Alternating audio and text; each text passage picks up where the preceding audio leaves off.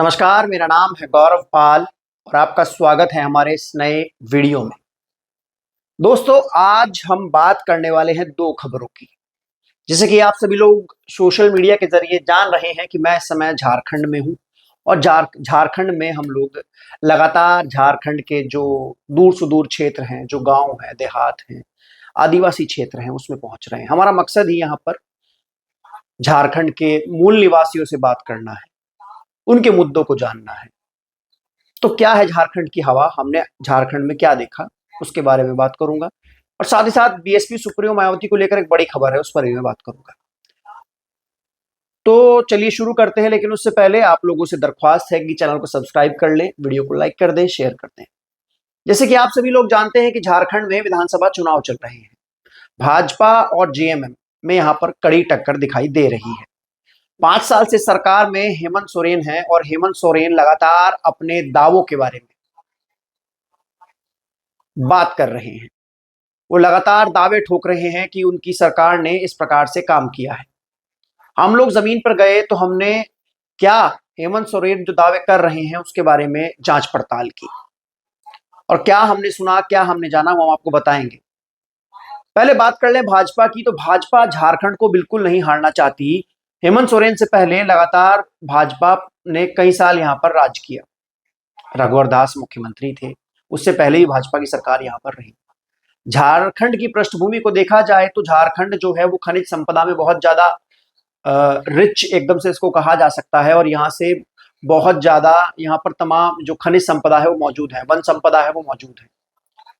BJP का झारखंड को जीतना बहुत जरूरी है, राजनीतिक प्रोस्पेक्टिव से भी और औद्योगिक प्रोस्पेक्टिव से भी, क्योंकि बड़े बड़े जो धन्ना सेठ हैं उनकी नजर जो है वो झारखंड पर बनी हुई है, और वो लोग झारखंड में तभी आ सकते हैं जब झारखंड में भाजपा की सरकार बने।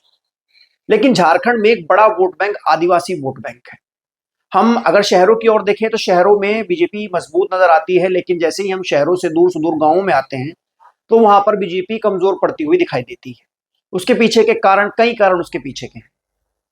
बीजेपी कैसे भी करके झारखंड को जीतना चाहती है, और बीजेपी ने इसके लिए जेएमएम को तोड़ने की कोशिश की। चंपई सोरेन को अपने साथ ले लिया, सीता सोरेन को अपने साथ ले लिया। लेकिन जैसे ही हेमंत सोरेन जेल से बाहर आए और उन्होंने तमाम जो योजनाएं हैं वो एकदम से इंप्लीमेंट की, उसका असर जो है वो झारखंड में दिखाई देता है। हालांकि झारखंड में चुनाव का माहौल अभी बना नहीं है, 13 तारीख को फर्स्ट फेज में वोटिंग होनी है। लोग उस तरीके से भी बोल नहीं रहे हैं, लेकिन जो चीजें हैं उसके बारे में ये कहना चाहूंगा कि जैसे झारखंड में हेमंत सोरेन सरकार द्वारा कई योजनाएं चलाई गई, जैसे मैया सम्मान योजना है। उसके अलावा उनकी योजना जो है वो अबुआ आवास योजना है, वृद्धा पेंशन योजना है, साइकिल वितरण योजना है, किसान क्रेडिट कार्ड माफी योजना जिसमें अप टू 2 लाख का कर्ज माफ किया गया है, और बेरोजगारी भत्ता के लिए यहाँ पर योजनाएं चलाई गई हैं। तो तमाम बड़ी योजनाएं यहाँ पर हेमंत सोरेन सरकार ने चलाई, जिसका डायरेक्ट लाभ लोगों को मिला, ऐसा लोगों ने हमसे कहा। हालांकि उन्होंने ये नहीं कहा वो किसको वोट करें किसको नहीं करेंगे, लेकिन उन्होंने कहा कि हाँ, सरकारी योजनाएं पहुंची हैं, सरकारी योजनाओं का लाभ मिला है। उसको देखते हुए ये लग रहा है कि झारखंड में माहौल जो है वो हेमंत सोरेन का बन रहा है, और ये जो योजनाएं हैं जो गांव गांव देहात में पहुंची हैं, लोगों तक, आदिवासियों तक पहुंची हैं, उसका लाभ जो है वो मिल रहा है हेमंत सोरेन को। हेमंत सोरेन ने वादा किया है कि वो मैया सम्मान योजना में जो पैसा मिलता है महिलाओं को, उसको बढ़ाकर 2500 कर देंगे, 1000 से। वो तमाम अपने अपने राजनीतिक पार्टियों के हथकंडे होते हैं चुनाव में जाने के। लेकिन जब हमने लोगों से बात की तो लोगों ने कहा कि हाँ, हमको योजनाओं का लाभ मिल रहा है, जमीन पे योजनाओं की चर्चा हो रही है, और ये जो योजनाएं हैं यही एक साइलेंट वोटर को क्रिएट करती हैं लगातार, जैसे हमने हरियाणा में देखा और तमाम अन्य राज्यों में देखा, मध्य प्रदेश में देखा। तो ये योजना ही वोटर को क्या नाम कन्वर्ट करती हैं उसको। हालांकि लोगों ने कहा कि जो वादे थे जेएमएम ने वो उस तरीके से पूरे नहीं किए, लेकिन जो काम, ये चीजें कही गई, जो 10 12 15 योजनाएं थी, जो डायरेक्ट डीबीटी जो होता है, जो डायरेक्ट बेनिफिट जो होता है, वो लोगों को मिला। और यही योजना जो है वो नरेंद्र मोदी के लिए एक बड़ी समस्या बनी हुई है झारखंड में, क्योंकि लगातार तोड़फोड़ करने के बाद भी जेएमएम में जो नरेंद्र मोदी हैं वो उस तरीके से कमजोर नहीं कर पाए जेएमएम को। हुआ ये कि एक ही रात में एक मिशन हेमंत चला और तमाम बीजेपी के बड़े नेता, फिर बीजेपी की प्रदेश उपाध्यक्ष लुइस मिरांडी हो जो कि दुमका से हेमंत सोरेन को 2014 में हरा चुकी हैं, वो भी जेएमएम में आ गई। सारंगी एक नेता है वो भी जेएमएम में आ गए, बड़े नेता जो है वो जेएमएम में आए। तो ऐसे में बीजेपी के लिए एक बड़ा टफ यहां से कंपटीशन हो गया है, बड़ा टफ हो गया है कि वो जो योजनाएं मिली हैं उनको कैसे धूमिल किया जाए लोगों के जहन से, क्योंकि वो लोगों को मिल रहा है, लोग उसके बारे में बता रहे हैं, चर्चा कर रहे हैं, स्टूडेंट स्कॉलरशिप के बारे में चर्चा कर रहे हैं। तो ऐसे में जो हेमंत सोरेन के दावे हैं वो कुछ हद तक जमीन पर सच होते हुए दिखाई दे रहे हैं। हालांकि सरकार से नाराजगी है लोगों की, तमाम अन्य मुद्दे जैसे खनन का मुद्दा है, बालू का मुद्दा है। लोगों ने कहा कि जब बालू और खनन यहाँ पर हुआ करता था तो आम आदमी उससे काम किया करता था और आम आदमी के हाथ में रोजगार था, लेकिन अब वो उस तरीके से बंद कर दिया गया है, फिर कॉरपोरेट्स के पास है बीजेपी के कार्यकाल से ही, तो उसको लेकर चर्चा है। लेकिन लोगों का ये मानना है कि हेमंत सोरेन को 5 साल मिले हैं, 5 साल में हेमंत सोरेन जिस तरीके से काम किया, उनकी योजनाओं के बारे में लोग चर्चा कर रहे हैं, उनके काम के बारे में लोग चर्चा कर रहे हैं। आगे अगर बात की जाए और बीजेपी के अपने नए मुद्दों की, तो वो देखना है कि बीजेपी यहाँ पर किस तरह के कैंपेन शुरू करती है। योगी जी का नारा बटेंगे तो कटेंगे वो पहुंच चुका है झारखंड में, क्योंकि बीजेपी जो रहेगी वो अपनी आइडियोलॉजी पर रहेगी, वो खासकर जो हिंदुत्व आइडियोलॉजी है उसके ऊपर यहाँ पर प्रचार करेगी। लेकिन वो हिंदुत्व आइडियोलॉजी जो है वो आदिवासी क्षेत्र में अक्षुण्ण नजर आती है। आदिवासी क्षेत्र में आदिवासियों का अपना कल्चर, उनकी अपना उनके जो चीजें हैं तमाम, उनकी जो रीति रिवाज हैं वो नजर आते हैं। हेमंत सोरेन को लेकर उनके मन में एक सॉफ्ट कॉर्नर नजर आता है।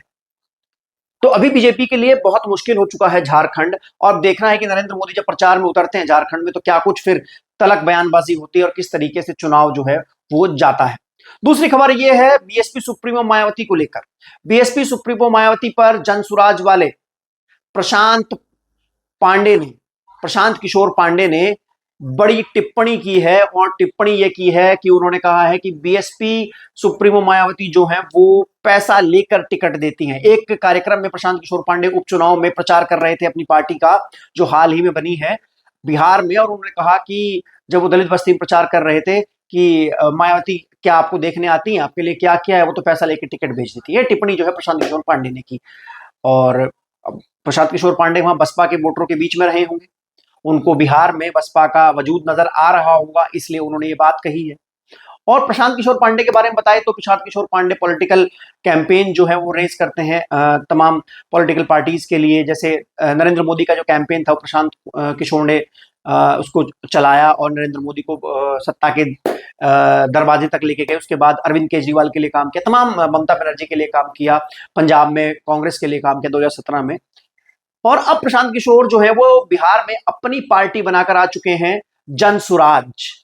हालांकि जनसुराज का उस तरीके से माहौल नजर नहीं आता है, जमीन पर जनसुराज नहीं दिखती है जिस तरीके से मैं मानता हूं कि बीएसपी सुप्रीमो मायावती पर टिप्पणी करना बहुत आसान है। लोग अमूमन टिप्पणी कर देते हैं क्योंकि उधर से कोई जवाब नहीं आता है। और दूसरा, ऐसा लोग इसलिए भी करते हैं क्योंकि मैं मानता हूं कि मायावती पर टिप्पणी कर लोग जो है वो प्रसिद्धि पाना चाहते हैं एकदम से। क्योंकि अगर आप बीएसपी सुप्रीमो मायावती पर टिप्पणी कर रहे हो तो एक बड़ा वर्ग है जो उनको अपना आदर्श मानता है, ऐसे में वो बसपा सुप्रीमो मायावती पर कुछ भी सुनना नहीं चाहता। और जब ऐसे आरोप लगते हैं तो हमने देखा है अमूमन जो बसपा के नेता और बसपा के जो कार्यकर्ता होते हैं वो हमलावर हो जाते हैं, क्योंकि वो अपने नेता का अपमान बिल्कुल नहीं सुन सकते। और हमने देखा है कि जिन लोगों की औकात प्रधान बनने की भी नहीं होती वो भी सांसद और विधायक बन जाते हैं। इसके कई सारे उदाहरण हैं। स्वाति सिंह और दयाशंकर सिंह, आप जानते हैं कि कैसे स्वाति सिंह एक गृहिणी से सिर्फ एक बयान की वजह से उनके पति की मंत्री तक बन गई यूपी में। तो ये बहुत आसान है बीएसपी सुप्रीमो मायावती पर टिप्पणी करना, उनके बारे में कुछ कहना। हालांकि प्रशांत किशोर को मैं मानता हूं कि उनका कार्यकाल देखना चाहिए 2007 से 12 का, उसके बाद टीका टिप्पणी करनी चाहिए। लेकिन अगर प्रशांत किशोर बिहार उपचुनाव में बीएसपी पर टिप्पणी कर रहे हैं तो इसका मतलब यह है कि वहां पर बीएसपी का कुछ वजूद उनको दिखाई दे रहा है और उनसे वो डर रहे हैं।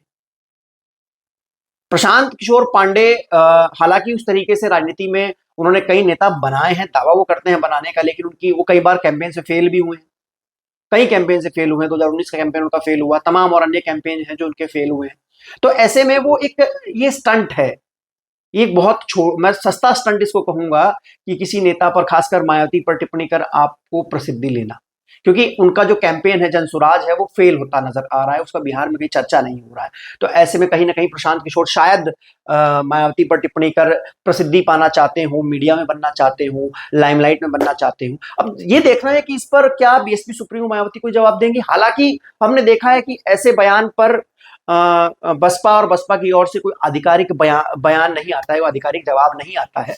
लेकिन ये देखना है कि क्या कोई जवाब आएगा, क्या कुछ चीजें कहेंगी। लेकिन मेरा मानना है कि बीएसपी सुप्रीमो मायावती का प्रशांत किशोर पर कुछ भी कहना मैं लगता सही नहीं है, क्योंकि वो बहुत बड़ी नेता है और 4-4 बार की मुख्यमंत्री रही हैं और इस देश में बहुजनों की सबसे बड़ी नेता वो हैं और महिला नेताओं में भी सबसे बड़ी नेता वो हैं और 4 बार सरकार चलाई है उन्होंने। तो मैं नहीं मानता कि वो कोई टिप्पणी प्रशांत किशोर पर करेंगी, और क्योंकि प्रशांत किशोर उस लेवल के भी नहीं है कि उनके ऊपर टिप्पणी बीएसपी सुप्रीमो मायावती करे, उनको जवाब दें। लेकिन अब देखना है कि आगे इस पूरे मामले में क्या होता है, क्या प्रतिक्रिया आती है। आपको हमारा ये वीडियो कैसा लगा, हमें आप लिखकर जरूर बताइएगा। वीडियो को लाइक कीजिएगा, चैनल को सब्सक्राइब कीजिएगा, ऐसे ही बने रहिएगा हमारे साथ। तब तक के लिए चलते हैं, नमस्कार, धन्यवाद।